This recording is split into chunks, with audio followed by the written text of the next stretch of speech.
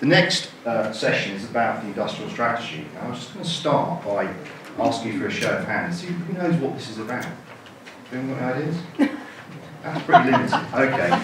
And most of the hands that have gone up are people that are in the working party, so that tells me a little bit about the general consensus of knowledge on this. So, what is the industrial strategy?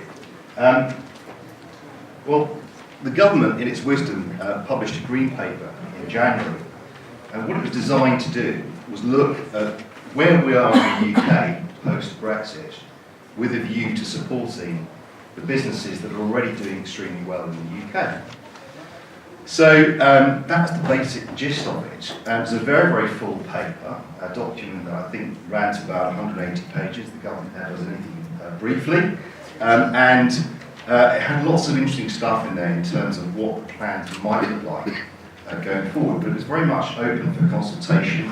And the idea was that various parties would feed back and talk about what they felt might be useful for them.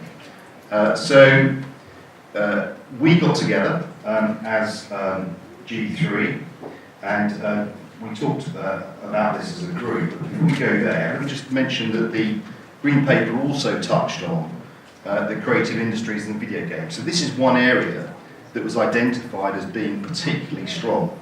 We talked about this already in spades. You know, this industry is a very powerful industry.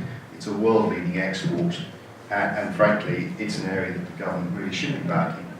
So, some of you may know Sir Peter Bazalgette of Big Brother fame. You can probably forgive him that just about. But he was appointed by the government to conduct this review, and is looking into this right now. And what it basically says, look, you know, people can be organised and they can come back to us and tell us what the issues and the challenges are. We will look at these and we will look at arranging what they described as an early sector deal.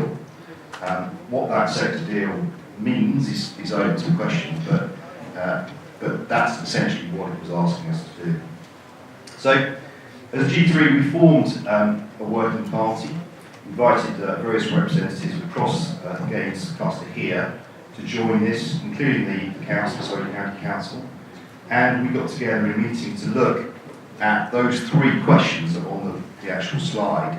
I'm not going to go through them, they're quite abstract. And when we actually got to looking at this, we decided that we weren't actually going to bother answering the questions because they were far too abstract, didn't really hit the nail on the head. What instead we did do was identify what we felt were the attributes of the cluster.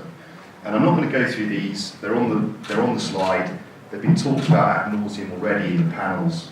I think we all know where the strengths of this particular cluster are. But they're up there, you can see them, and I'm going to move on, because we're short of time, to look at what we thought the challenges were. And we really focused on three key areas. The first being talent pool. So it's training, it's retaining, and it's attracting the best talent post-Brexit. So lots of companies have told us, and employers have told us that many of their staff are actually European, and there's a real concern about what's going to happen post-Brexit in relation to those. So this is a real issue. Infrastructure was another big one. Peter Molyneux talks about the traffic, you know, as a sort of a basic issue, but connectivity has been talked about tonight as well, but also unaffordable premises for the smaller startup studios as being a big issue. Finance and business has already been talked about a lot, but these were we decided these were the key challenges. So what did we propose? Well, we put together some pretty bold proposals to government. Essentially, to overcome the talent pool issue, we thought it would be great to establish a Guildford Games Academy, something that would help train people and bring through the right sort of skills for the business going forward. To address the infrastructure issues, we thought it would be great for Guildford to establish its own incubator, something a bit similar to Rocket Desk, but go a little bit further and scale up so that it's even bigger and it's got proper support across the different strands. And to address finance issues, we said that really the government should try and promote the inward investment into Guildford. Why should it not be the Silicon Valley of the UK? You know, we should be ambitious. It can be that if the right support's there. So the paper was sent in to Greg Clark, the MP that deals with business side of things for the government, and also Sir Peter Bazalgette.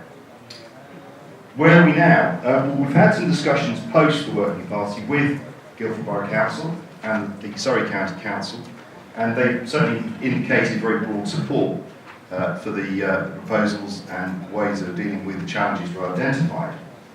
We invited Sir Peter to come and speak here today. He was on ITV Business, couldn't make it, but he did write to me to say that he was looking at the proposal very carefully and particularly thought that I think our proposal was very strong and looking at it with real interest. And really, it is a bit of a wait and see, although I can tell you Tim Scott is going to speak right after me now.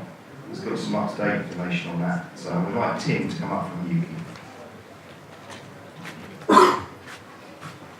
Thank you. Unfortunately, that's the most interesting slide I've got.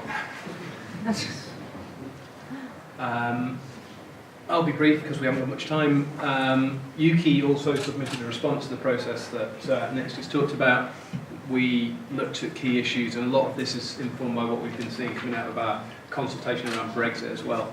It sort of underpins everything that's going on. So how do we access that talent? How do we keep that talent here? How do we train our own talent? How do we make sure data flows across borders, etc.? How do we access the right markets to trade? 90% of the games industries in the UK export, I think, as a minimum. And then that point about public funding, and this is everything that we've been talking about on all of the different panels that we've had today. What we've sort of seen is that regional and local opportunities and local strengths and clustering and everything that we're here at G3 for underpins what we're talking about. So that has been sort of the basis of a lot of the conversations that have been going out with all of the submissions that have gone into the Industrial Strategy Review. We've been having these ongoing conversations. There's a thing, and it's called the Creative Industry Council. It's chaired by the Secretaries of State for BEIS, which is, well, it used to be DTI, but it's something a bit weird now, and DCMS. We sit on it as UKI with Joe. I think Ian Livingston's on it as well, and there's a few other sort of games people's games quite well represented. So we're pushing the sort of games sector quite a lot with this sector deal. This is what Baz is actually doing. So everything that Nick's talked about, this is what he's actually doing. He's commissioned a report. He's not doing it himself, and he's looking at how we unlock creativity. It's all very interesting. But that theme about creative clusters and that regional, local turbocharging dynamic local partnerships. This has all come out of the meeting that we had with him on Monday. So this is quite sort of hot off the press as to what he's thinking about. There's still no detail in it, so it's a bit. I think he's making it up. And then right at the bottom there, this thing that keeps coming up, government's obsessed with two-letter acronyms, so VR and AR, and they bang in MR and AI in there as well, but I don't really quite know what it is. So we're trying to explain how the games industry is a real sort of catalyst for this, and its investment in this will invest in the wider economy and the spillovers, boosting different parts of the economy. Current situation, so one of 2,000 that he's read with interest. That's on the actual green paper response. I think Bazalgette himself has received about 50 into the creative industry stuff. I'm not going to go through that because it's all very what we talked about before, but it recognises the stuff that we've all talked about: innovation, flow of talent, infrastructure, etc. BEIS 50 proposals for that sector deals, so obviously the one that they've done, the one that we've done, etc. They're all being sort of like put into a big pot. And I sat down with Matt Hancock, who's the Minister for Digital, whatever that means. It's a sort of new title that they've given him just this morning, well this afternoon, just before I came here, and he's talking about exactly this sort of stuff. How do we move this sort of stuff into crystallised proposals? With the caveat, there is no new money available. So it's all about what you can find in local, in all medical. Oh, exactly, yeah. I mean that's one medical. Yeah. But it's again unlocking local pots of cash and trying to show that sort of that growth coming out of it. We're expecting a response called a white paper following the green paper in the autumn, which, as a former civil servant, can mean any time up till about February. So. Good opportunity to emphasise the power of the clusters. We've heard a lot of that today. There'll be an early draft of the sector deal that we're producing with the Creative Industry Council that's going to go to government just before the summer recess, last parliamentary recess. And then, as I say, that autumn budget is likely to be the milestone for the big announcements. That's me. Right, thank you very much.